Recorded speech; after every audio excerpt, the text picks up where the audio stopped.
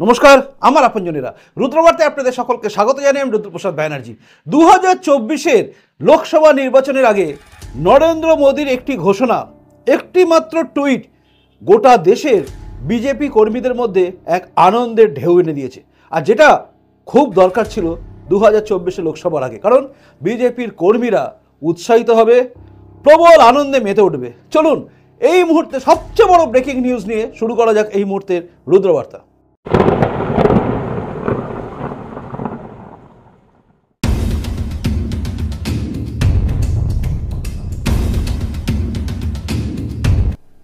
আপনারা জানেন 2024 লোকসভা নির্বাচন আর মাত্র কিছু দিন বাকি। তারই ঠিক মধ্যে যখন রাম মন্দিরের খুশিতে মানুষ উৎসাহিত, যখন বিজেপি কর্মীরা ভেবে নিয়েছে যুদ্ধে জিত তাদের নিশ্চিত, তবুও কোথাও যেন একটু খটকা ছিল কিছু কিছু বিজেপি কর্মীর মধ্যে। কারণ তারা কোথাও যেন একটু ভাবছিল পুরনো কর্মীরা কোথায় আছে। আর তাদের জন্য সবচেয়ে বড় খুশির ঝলক এলো আজকে নরেন্দ্র মোদীর একটা টুইট, যেটা গোটা দেশের কাছে ব্রেকিং নিউজ। আর সেটা হচ্ছে লালকৃষ্ণ আদবানিকে ভারত রত্ন উপাধি দেওয়া হলো। দেখুন সেই টুইটটা, দেখলেন?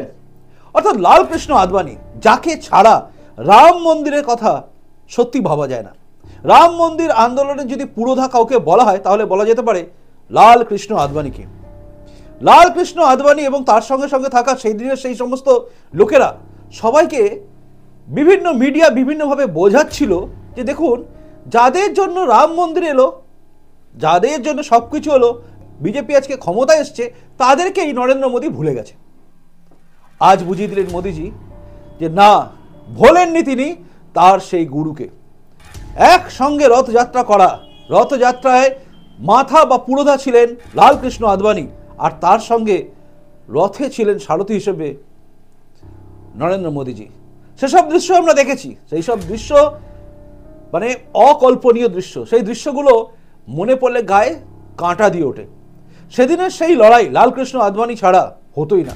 লালকৃষ্ণ আদবানি সম্বন্ধে বলতে গেলে বলতে হয় এমনই একটা মানুষ, যে মানুষটা কিন্তু তার ত্যাগের জন্য, তার আদর্শের জন্য বিখ্যাত হয়ে আছে। এবং ভারত রত্ন উপাধিটা তাকে যে দেওয়া কতটা দরকার ছিল, এটা বিশ্বাস করুন আজকের ভারতবর্ষে বলে বোঝানো যাবে না যে বিজেপির যে সমস্ত পুরনো কার্যকর্তা আছে তাদের কতটা খুশি হবে, তারা কতটা উদ্দীপিত হবে, আনন্দিত হবে। আমি আপনাকে আগে আমার নিজের অভিজ্ঞতা বলি। লালকৃষ্ণ আদবানিকে নেতাজি ইন্ডোর স্টেডিয়ামে যখন তপন শিকদার জনশক্তি পার্টি বলে একটি পার্টিতে করেছিলেন, তারপর যখন উমাভারতী এবং তপন শিকদার তারা জনশক্তি পার্টি করেছিলেন, তারপর তিনি যখন ফিরে আসেন নেতাজি ইন্ডোর স্টেডিয়ামে, তখন আমার হাত থেকে মাত্র 4-5 আমার থেকে মাত্র 5 থেকে 7 হাত দূরে লালকৃষ্ণ আদবানিকে দেখা, এবং তার যে ব্যক্তিত্ব, তার যে সমস্ত কিছু, এত প্রাণোচ্ছল মানুষটা কল্পনা করা যাবে না। সেই মানুষটা, তাকে এমন করে বলা হচ্ছিল যে রাম মন্দির উদ্বোধনে তাকে ডাকা হচ্ছে না, নরেন্দ্র মোদী তাকে বাদ দিয়ে দিয়েছেন, এই সমস্ত বলে লালকৃষ্ণ আদবানির বেশ কিছু মানুষ আছে যারা তাদের ভক্ত, তাদেরকে একটু দূরে সরিয়ে দেওয়া ছিল। আর ঠিক মুহূর্তে একদম 2024 লোকসভা নির্বাচনের আগে লালকৃষ্ণ আদবানিকে ভারতরত্ন দিয়ে সেই সমস্ত মানুষের মন জয় করে নিলেন নরেন্দ্র মোদী। অর্থাৎ মোদী বোঝালেন যে তিনি ভোলেননি, তিনি ভোলেন না। মনে রাখবেন, লালকৃষ্ণ আদবানি আজকে ভারতীয় জনতা পার্টি বা বিজেপি যে জায়গায় আছে তার জন্য কিন্তু লালকৃষ্ণ আদবানির অবদান অনেক অনেক বেশি। রথযাত্রা, এই রথযাত্রা পুরো পরিকল্পনায় কিন্তু লালকৃষ্ণ আদবানি। 1984 সালে অক্টোবরের 31 তারিখে ইন্দিরা গান্ধী মারা যাওয়ার পরে যে পরিস্থিতি তৈরি হয়েছিল, তারপরে নির্বাচনে যেভাবে কংগ্রেস জিতেছিল, বিজেপিকে ধুয়ে মুছে সাফ করে মাত্র 2টো আসনে রেখে দিয়েছিল। সেই 2টো আসন থেকে ধীরে ধীরে ক্ষমতায় আসা, একবার 13 দিনের জন্য, তারপরে বেশ কিছু দিনের জন্য ক্ষমতায় এসে বারবার ক্ষমতায় আসা, এনডিএ জোট করা, এই সব কিছু সম্ভব হয়েছে কিন্তু লালকৃষ্ণ আদবানির জন্য। অবশ্যই তার যে বলিদান, তার বলিদানটা কীরকম জানেন? রাম রথ, এই রথযাত্রা, এই রথযাত্রা পুরোধা কে ছিলেন? লালকৃষ্ণ আদবানি। 3 জন মানুষকে লোকে চিনত। এক তো হচ্ছে মুরলী মনোহর যোশী, 2 হচ্ছেন অটল বিহারী বাজপেয়ী, তৃতীয় হচ্ছে লালকৃষ্ণ আদবানি। কিন্তু সবার উপরে ছিলেন লালকৃষ্ণ আদবানি, কারণ তিনি যে উদ্দীপনা আর যে বেগ, যে উদ্যম নিয়ে এসেছিলেন বিজেপি কর্মীদের মধ্যে, সেটা অকল্পনীয়। বিহারে আটকে দেওয়া হয়েছে রথ, এই রাজ্যে তখন বামফ্রন্ট শাসন, সমস্ত কিছুকে উপেক্ষা করে কিন্তু তিনি রথে প্রচুর লোকে সমাগম করতে পেরেছিলেন। বিজেপি সেদিনেও প্রচুর লোক নেমেছিল। অর্থাৎ রথ, রাম রথ তৈরি করা প্রথম পরিকল্পনা যদি কেউ করে থাকে সেটা হচ্ছে লালকৃষ্ণ আদবানি। এবং তারপরেই বলুন তো ক্ষমতায় এলে কাকে প্রধানমন্ত্রী করা উচিত ছিল? লালকৃষ্ণ আদবানি। কিন্তু তিনি নিজে সরে গিয়ে, নিজে না হয়ে অটল বিহারী বাজপেয়ীকে করে দিয়েছিলেন।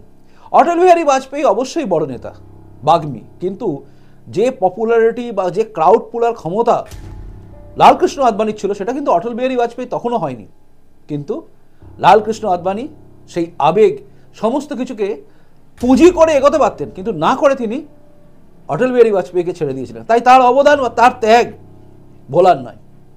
ত্যাগ ছাড়া কেউ কোনোদিন বড় হতে পারে না। আজ ত্যাগের জায়গায় দাঁড়িয়েছেন লালকৃষ্ণ আদবানি। তাই লালকৃষ্ণ আদবানিকে ভারতরত্ন দেওয়াতে বহু বহু মানুষ আজকে খুশি, বহু বিজেপি কর্মী খুশি। আর এই খুশির আর এই আনন্দের দরকারটা খুব ছিল। অটল বিহারী বাজপেয়ী কিন্তু ভারতরত্ন উপাধি পেয়েছেন, তারপরে লালকৃষ্ণ আদবানি জীবদ্দশায় তিনি লালকৃষ্ণ আদবানি কিন্তু পেয়ে গেলেন। অটল বিহারী বাজপেয়ী কিন্তু জীবদ্দশায় পায়নি, কিন্তু লালকৃষ্ণ আদবানি ভারতরত্ন উপাধি পেলেন। খুব আবেগপূর্ণভাবে তিনি লিখেছেন, অর্থাৎ মোদিজি কিন্তু খুব আবেগপূর্ণভাবে লিখেছেন সবকিছু। তিনি ফোন করেছিলেন, ফোন করে জানিয়েছেন যে তাকে ভারতরত্ন দেওয়া হচ্ছে। মানে এই যে ব্যাপারটা না, এর উপলব্ধি ভয়ঙ্কর। আমি জানি না এর ব্যাখ্যা কিভাবে দেবো বা কিভাবে বোঝাবো। বহু বিজেপি পুরনো কর্মী যারা যদি এই প্রতিবেদনটা দেখেন, তারা মনে মনে 200% খুশি হবেন এবং তারা বলবেন যে হ্যাঁ, মর্যাদা দিচ্ছে। বাংলা, বিহার, উড়িষ্যা, উত্তরপ্রদেশ, এইভাবে রাজ্য ভিত্তিক নয়, গোটা দেশ ভিত্তিক সমস্ত জায়গার মানুষ, বিজেপির কর্মীরা সবাই আজকে উদ্বুদ্ধ হবে এবং এই উদ্বুদ্ধ হওয়াটাই কিন্তু আগামী দিনে ফল দেবে। লালকৃষ্ণ আদবানির জন্যই কিন্তু বিজেপি আজকে এই জায়গায় এসছে। মনে রাখবেন, মোদিজি যখন গুজরাটের মুখ্যমন্ত্রী ছিলেন তখন এই গোধরা পরবর্তী হিংসা নিয়ে যখন সবাই তার বিরুদ্ধে ছিল, লালকৃষ্ণ আদবানি কিন্তু তার পাশেই ছিলেন, অর্থাৎ কখনো তাকে ছেড়ে দেননি। তাই মোদিজিও তাকে ছেড়েও দেননি, মনে রেখেছেন। মিথ্যে প্রচার অনেক হলো, অনেক মিডিয়া অনেক কথা বললো, অনেক বোঝালো এবং বোঝানোর চেষ্টা করলো যাতে ভাঙন ধরে যায়। কিন্তু দিনের শেষে দেখা গেল মোদিজি কিন্তু ভোলেননি। যে মানুষটা শুরু থেকে শেষ পর্যন্ত সবাইকে মনে রাখতে চায়, সবার জন্য কিছু করতে চায়, সে লালকৃষ্ণ আদবানিকে ভুলে যাবে? এটা আমার ভাবতে মানে একটু হলেও ভাবতাম যে সত্যি ভুলে গেলেন কি লালকৃষ্ণ আদবানিকে? বুঝলাম না, কোথাও আমার কল্পনার মধ্যে যে ভুল এসেছিল তার জন্য আমি ক্ষমা প্রার্থী। মোদিজি কিন্তু ঠিকই আছেন, বলেননি। ভালো লাগছে, আমারও ভালো লাগছে। আর এটা সবচেয়ে বড় ব্রেকিং নিউজ এই মুহূর্তে। বাংলার মিডিয়া সেভাবে আপনাদের জানাবে না লালকৃষ্ণ আদবানির অবদান কতটা। লালকৃষ্ণ আদবানির অবদান বলতে গেলে আজকে বিজেপি যাকে দেখছেন, যে জায়গায় আছে, রাজ্য বলুন বা যে কোনো বলুন, সব কিছুর পিছনে যদি কারোর অবদান বেশি থাকে সেটা হচ্ছে লালকৃষ্ণ আদবানি। জনসংঘ থেকে বিজেপি পুরো রাস্তাটাই লালকৃষ্ণ আদবানি ছাড়া খুব মুশকিল ছিল। 96 ইয়ার্স ওল্ড, 96 বছর হয়ে গেছে তার, কিন্তু এখনো তিনি যুবকই আছেন। তাই তাকে ভারতরত্ন দেওয়াতে অন্তত আমি খুব খুশি হয়েছি। আপনার কীরকম লাগছে অবশ্যই কমেন্টস করে জানাবেন। আর আজকের উত্থানের পেছনে লালকৃষ্ণ আদবানির অবদান ছিল কি নেই বা ছিল না, এটা আপনারা জানাবেন। কিন্তু আপনাদের উত্তর অপেক্ষায় আমি রইলাম, আর পরবর্তী রুদ্রবার্তার অপেক্ষায় আপনি থাকুন। প্রতিবেদনটা ভালো লাগলে লাইক করবেন, যদি মনে হয় শেয়ার যোগ্য, যে শেয়ার করার দরকার আছে, সবাইকে জানানোর আছে, সবাইকে বোঝানোর আছে যে হ্যাঁ দেখো মোদিজি কাউকে ভোলে না, তাহলে অবশ্যই শেয়ার করবেন। আর নতুন যদি এসে থাকেন এই চ্যানেলটা সাবস্ক্রাইব করে আমার আপনজনে তারপর যাবেন। এটুকুই বলার ছিল। আসি এখনকার মতো, দেখা হচ্ছে পরের রুদ্রবার্তায়। খুব খুব ভালো থাকুন। নমস্কার, বন্দে মাতরম, ভারত মাতা জয় হোক, জয় হিন্দ।